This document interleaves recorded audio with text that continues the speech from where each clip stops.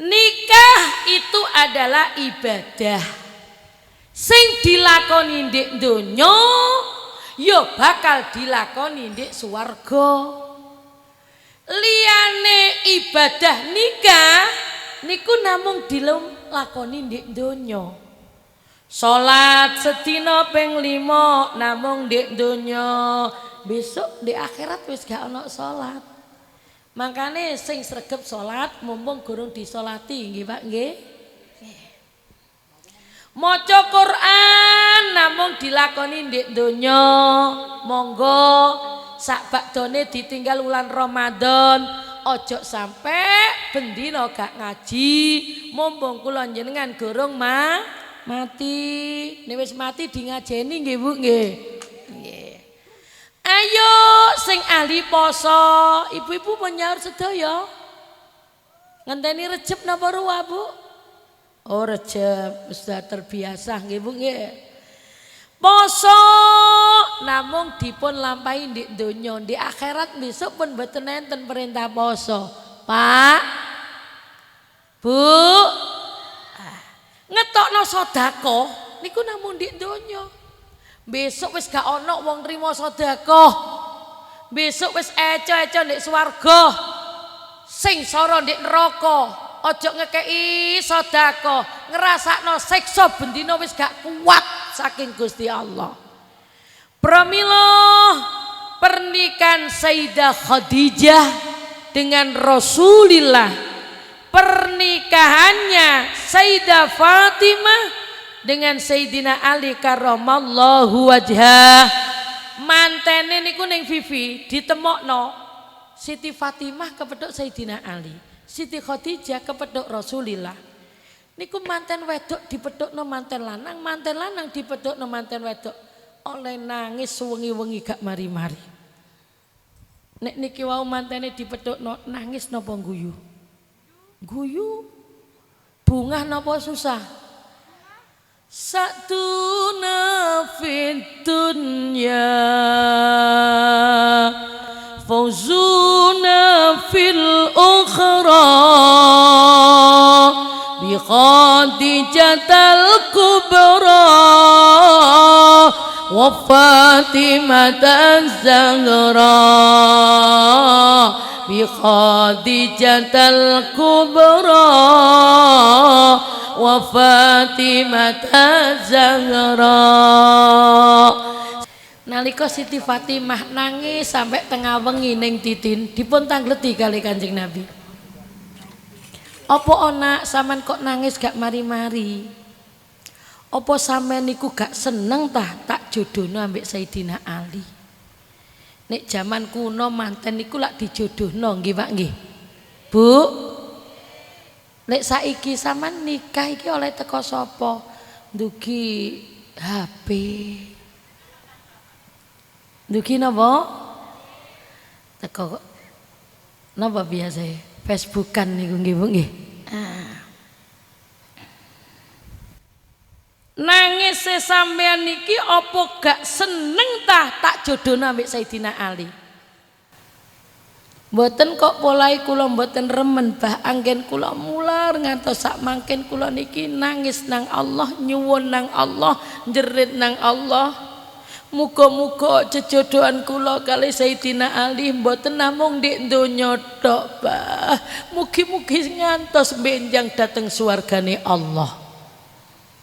Kaya kula ngeten iki nggih dijodohno wong Jombang oleh Pasuruan. Padahal ibu kula niku paling geding nang wong Madura. Makane gak oleh geding-geding mbarai nyanding. Gak oleh alok-alok mbarai melok. Ki adoh Jombang oleh Pasuruan, apa nek ngene Pasuruan gak ana wong lemu ta? Kuwatah nggih Bu nggih. Jodoh. Jodoh. La yajtami'ani wala yaftariqani illa biqada'i wa qadar. Manten urip di donya gak iso kongkon enak Ana toke nggih Bu nggih. Nek mriki ngerti tok ta? Enak terus gak iso. Saenak-enake wong bina rumah tangga iku ya mesti tau ngrasakno urip gak enak. Ngoten nggih Pak nggih. Kejaba manten anyar. Paling enak gak usah ditabuhi nggih. Dadi manten anyar senengane ana jero. Lah mergo niku pun pengalaman. Nek manten anyar niku paling krewasan, paling seweneng ndek kamar. Nek manten lawas paling sumpek, paling sumuk ndek kamar. Mergo napa Pak, Bu? Ambune kamare kemanten anyar ambek kemanten lawas niku mboten padha. Nek manten anyar mesti mambu minyak wangi. Nek manten lawas mesti mambu minyak kayu putih. Ngoten Pak nggih. Mambu balsem, GPU, geliga, fresh care, kosok terus. Nek manten anyar niku rata-rata mambune kamare muwangi. Mergone ana wong dadi manten sampean titeni Pak. Sing lanang iku dikalungi kembang melati. Sing wedok kanan kiri dirunci kembang melati. Padahal kembang sing liyane melati nggih kathah sing mambu wangi. Kembang mawar nggih wangi. Sedap malam jere wong Jawa sundel duduk sunder bolong niku nggih wangi. Kembang kenongo niku nggih ambune wangi. Tapi kene apa nek manten anyar iku mesti sing dipilih kok kembang melah. Jenengan ngerti ning titin artine melati? Mas Muhar semerap artine melati? Mboten semerap. Kembang melati niku nggadahi arti nek manteni engko bengi memel cepet dadi. Mergo engko bengi enten kesebelasan antara parengan melawan senori. Insya Allah dimenangno parengan 1-0. Delok potongan koyok ngeten iki biasae doyan lho Bu nggih. Atik engko bengi niku malam jum.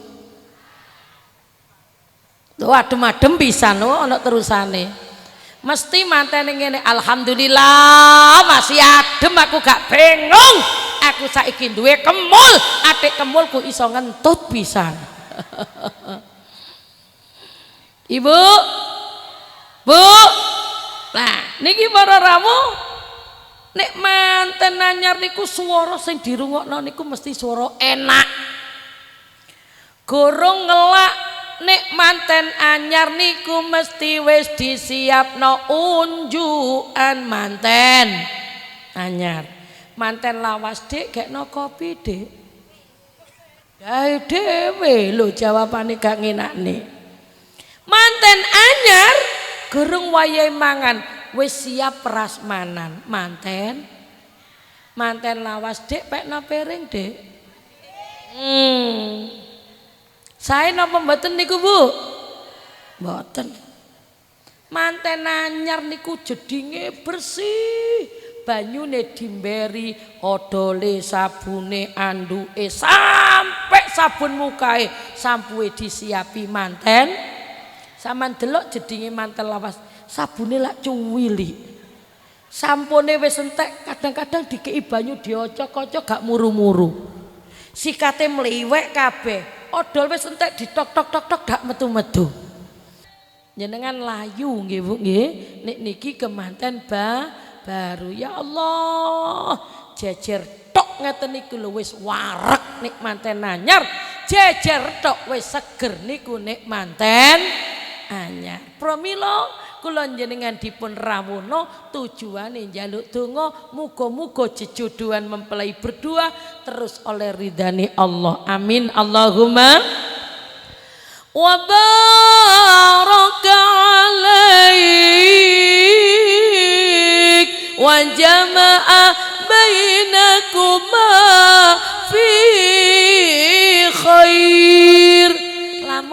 gak enake, muga-muga gak enak sing barokah. Artinya padha gelem sabare. Urip nek gak sabar gak iso betah, gak iso lama. Artinya padha gelem nrimo kekurangane. Ndak ada manusia yang sempurna. Pasti mempunyai kekurangan. Lah, disitulah rumah tangga membutuhkan perjuangan dan kesabaran untuk menjadikan rumah tangga yang sakinah, mawaddah, warahmah. Manten, kita karakter tidak sama. Apalagi lain jenisnya. Wong kadang-kadang sak kandung, adike ambek mase wateke mboten padha. Adike ana sing sabar, cacake kereng. Adike males, cacake tegas. Adike bodoh, cacake pinter. Kan mboten sami nggih Bu nggih. Sami napa mboten karaktere? Oh lek manten anyar ngeten iki nguat-nguatno. Masing kok bengi Mas Muhar dintuti ambek ning titin gak kira mambu basin. Niku nek manten mulai esuk gak kisanan apa-apa arep ngentut wedi.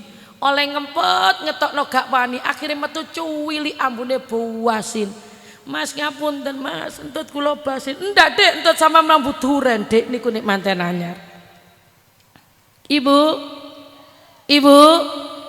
makane di rumah tangga kula jenengan niku wajib sabar. Nek sing lanang tepak kereng, ngamukan, wong wedok wajib sabar menengok, ojo jawab sak kecapo. Engko akhirnya perang tukaran mboten karu-karuan. Mergo perbuatan yang paling dibenci oleh Allah adalah pertengkaran. Kalau sudah rumah tangga pertengkaran, di dalamnya ndak ada keberkahan. Pun ngalah salah sijine. Nek tepak sing lanang kereng, sing wedok meneng. Nek tepak wong wedok cerewet, enten apa mboten wong wedok cerewet ngoten? Ojo kaget, Pak.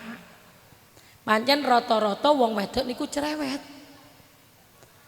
Nek mboten cerewet duduk wong. Mangkane nek ana wong lanang kok cerewet diarani lambe wedok.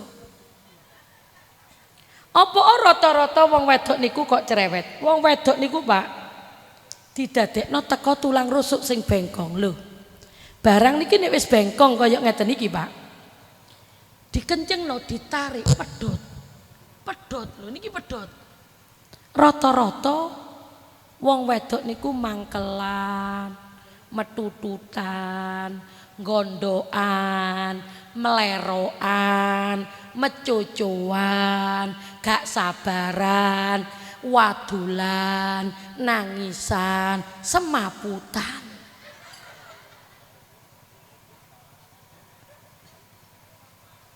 Nggih napa nggih Bu? Ojo kaget. Nek ana rumah tangga kok wong wedok tepak cerewet, ojo kaget. Mergo wateke wong wedok niku, Pak, kabeh njaluk dielem, emoh digunem.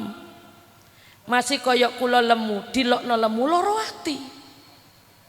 Pramila bojo kula mboten nate rakyat kula ngelakaken kula lemu. Sapa ngomong sampean gembrot? Gak, sampean gak gembrot tapi semok. Lho ngoten. Padahal iku ya misanani. Kaya kula ireng dilokno ireng loro ati senajan ya ireng temenan. Tapi wong lanang kudu memuji nang bojone kaya Kanjeng Nabi nek ngendika khairukum li ahlihi wa ana khairukum li ahli. Utawi bagus-bagus sira kabeh, utawi bagus-bagus sira kabeh iku li ahlihi marang bojone.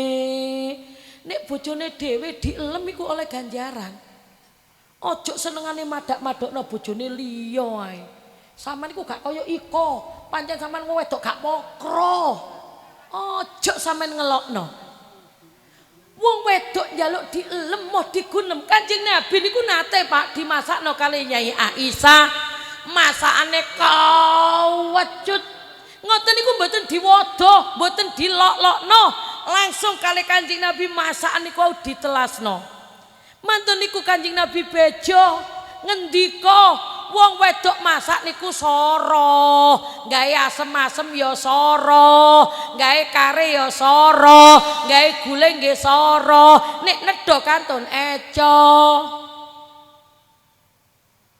Nedha ngelokno gampang.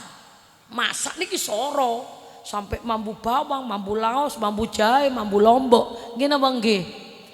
Ngoten niku kadang-kadang dikei sedina 50. Njaluk ayu, padahal MS glone 350. Istri glowing, suami gulung-guming, Mbak. Allahumma sholli ala Muhammad. Mon didhahar kali Kanjeng Nabi ngenengno, dintekno, ditelasno. Manten niku Kanjeng Nabi ngendika, nikmal udum al khaliyah khumaira. Gak ana duduh sing paling enak yaiku cokak. Padahal rasane cokak niku ya napa, Pak? Kanjeng Nabi niku, Pak, nek ngunjuk digekno unjukan niku mesti mboten nate ditelasno. Nek ngunjuk lesane ditemplekno, dicontohno nggih.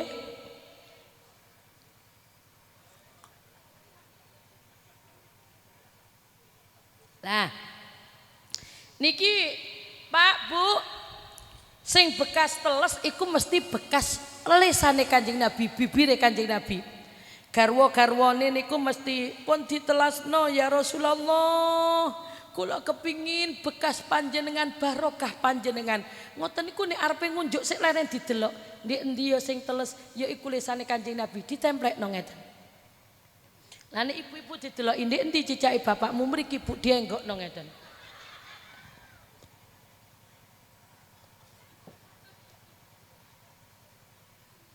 Nah tos Kanjeng Nabi niki ngunjuk ditelasno. Semerap ngunjuk nggih Pak nggih.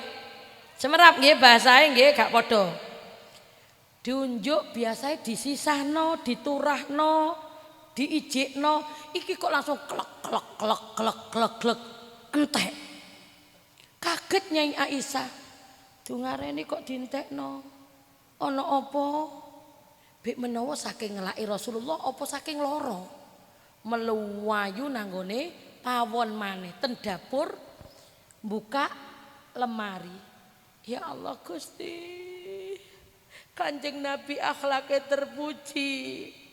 Kula wau ngegekno kopi, duduk gula tapi uyah sing tak udekno. Lho niki pernah terjadi. Dateng santri kula. Enten tiyang Tulungagung niku ngundang kula. Goleki Pasuruan niku sampai tengah wengi jam 11 nyampe ngriya. Santri-santri pun kata sing tilem. Nduk iki ana guru-guru teko Tulungagung. Mrene yo nduk gekno unjukan kopi 6 wonge. Nggih. Tangi turu riyip-riyip. Akhire nggih kopi 6, ji 2, 3, 4, 5, 6. Monggo Pak Guru dipun telasaken, monggo diunjuk, monggo tepi-tepi cek mboten ngantuk wangsule. Akhire 6 niku woto kabeh. Kula ten pawon gak enak apa ya iki. Nduk kon manggawe kopiku gula apa uyah? Nggih Nyai klintun iki. Ngapunten kula. Lho ngoten niku mboten ditelasno. Nek Rasulullah langsung dintekno. Apa garwane cek gak gelo, nek iku mang sing diudekno dudu gula. Ngoten niku langsung jewerit nangis.